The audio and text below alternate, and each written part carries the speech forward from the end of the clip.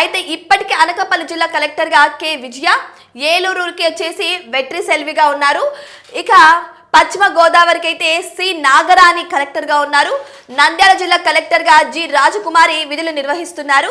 ఇక గురువారం అయితే కొత్తగా మరో 3 మహిళా అధికారులు అయితే నియమించడం జరిగింది. వారిలో ఒకరు కృతికా శుక్ల, ఏ సిరి, కీర్తి చేకూరి, వీరి 3 కూడా మహిళలకు ప్రాధాన్యత ఇవ్వడం జరిగింది ఐఏఎస్ లో. ఇక రాజధాని అమరావతి నిర్మాణం మొత్తం గుంటూరు జిల్లా పరిధిలోనే ఉండడంతో ఆ జిల్లా కలెక్టర్ గా తమీంను నియమించడం అయితే జరిగింది గుంటూరుకి.